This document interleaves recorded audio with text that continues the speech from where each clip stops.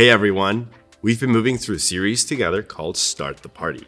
It's all about the promise Jesus made about getting the most out of life. The party we're invited into when we choose to follow Jesus with our lives. Now, when we say party, we mean any effort to celebrate, serve, or enjoy others in a way that adds value to life. And God is calling you to be a party starter, to be someone who invites others and to experience the full life God offers us. Sounds pretty good, right? And what's a better way to start a party than with music? I think most of us would agree that music makes a lot of things better.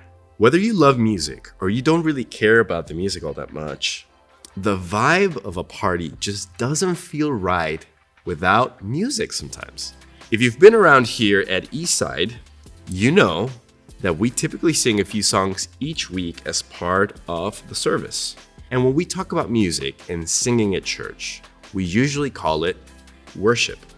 That simply means to show or express our love, respect, and admiration for God. So when we sing at church, we're using music to express how we feel and what we know to be true about God. While some of us really connect with God through music, some of us might not, and that is okay.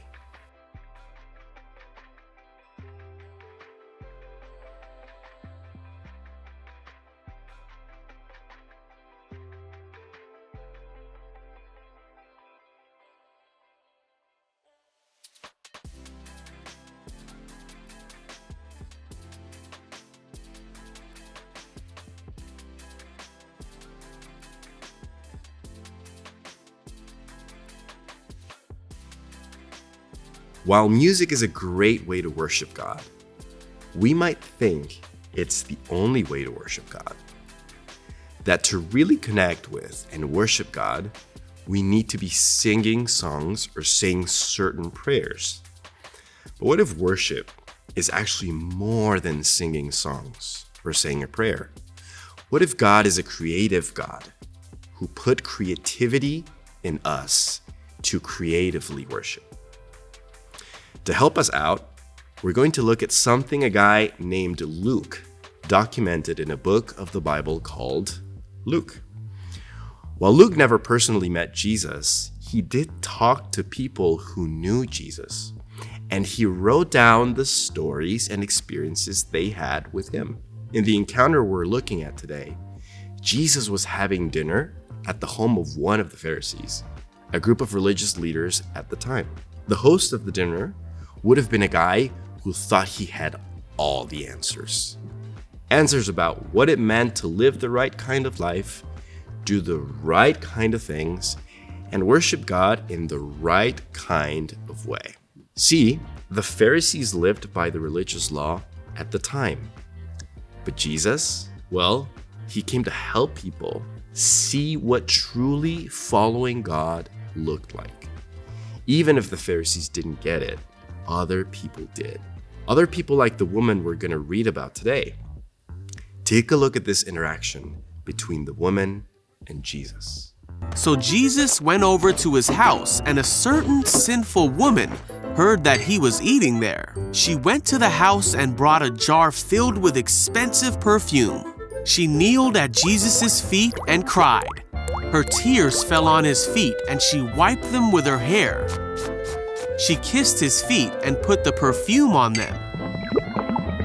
This sounds a little unexpected. That's because it was. First of all, unfortunately, women during this point in history were considered very low in society. So the fact that this woman not only showed up at the Pharisees' home, but that she approached and touched someone like Jesus would have been a big deal. With that, this particular woman didn't have a great reputation. The Pharisee even called her a sinner. To the Pharisee, all of that meant one thing. This woman shouldn't have been able to worship Jesus. In his eyes, she didn't deserve to approach him, let alone fall to her knees and worship him. Yet, that's exactly what she did. Back then, washing the feet of someone else was considered an act of service. So when this woman knelt before Jesus and did just that, she was serving him. More than that, she was getting creative to do it. She used what she had, her perfume and her hair and her tears, to worship Jesus however she could. Here's one of the things I think is so cool about her encounter with Jesus. This woman's act of worship wasn't necessarily practical, purposeful, or even traditional. It wasn't what was required of her. It wasn't even what was expected of her. She may have had a million reasons why she shouldn't have done it, but she did it anyway. See, she chose to do two things here. First, she didn't let anything distract her from pursuing the full life she knew Jesus was offering. And second, she got creative. She used what she had to worship God in a creative way, and I love that because God is a creative God. You see, God modeled creativity for us. Think about the way God made the world. Let's just talk about colors for a minute. God could have made anything black and white, but God chose to give us a rainbow of colors, shades, and tones instead.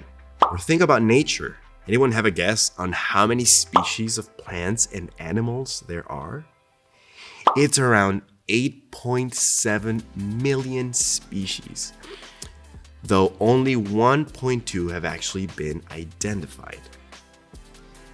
God could have just called it a day after 100, but instead, God made millions of uniquely beautiful things to fill our world. I mean, have you ever seen a platypus? God definitely needed creativity to come up with that.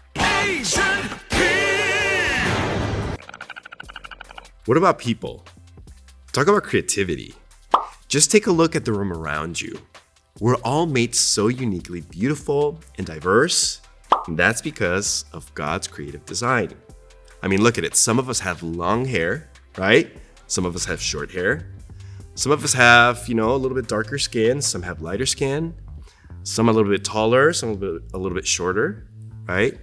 What about the color of the eyes? Some of us have greener eyes. Some of us have a little bit darker colored eyes.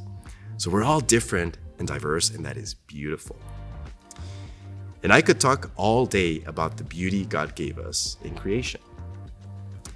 Think about a sunrise breaking through the darkness of a vibrant sunset. Think about the stillness of the mountains or the rush of a waterfall. Think about how big the ocean is in the endless sky above you. Think about the smell of the flowers or the colors of the leaves on the trees. When you see beauty like that around you, you're seeing the work of a creative God.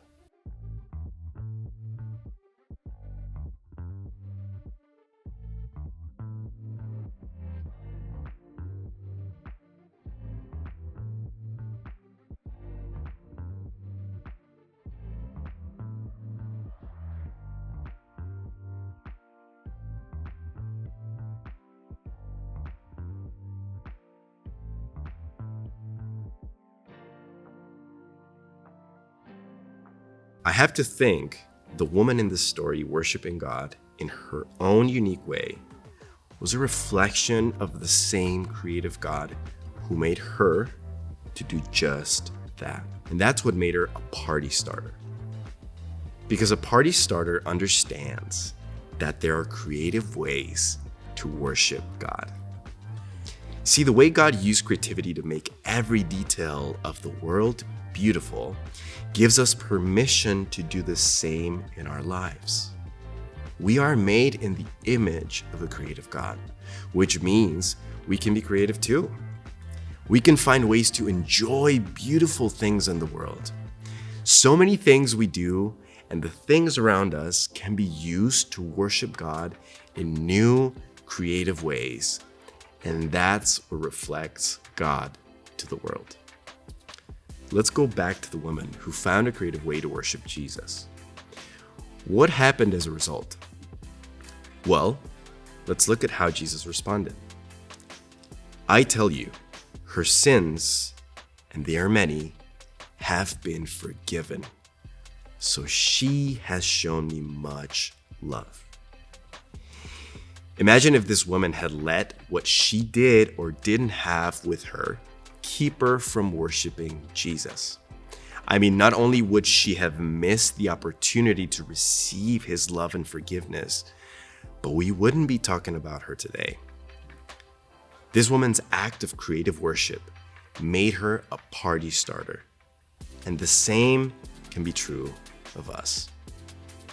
Because a party starter understands that there are creative ways to worship God. So what does that actually look like? Start by thinking about ways you can creatively worship God. This may be taking a walk in nature, getting up to watch the sunrise, or appreciating the unique ways God has made every person you encounter. Or it could mean finding a way to make something you enjoy feel more like worship. Maybe that's painting. Maybe you like singing, or playing a sport, or playing an instrument, or doing a TikTok challenge with your friends. For the next few minutes, you have the opportunity to try this out.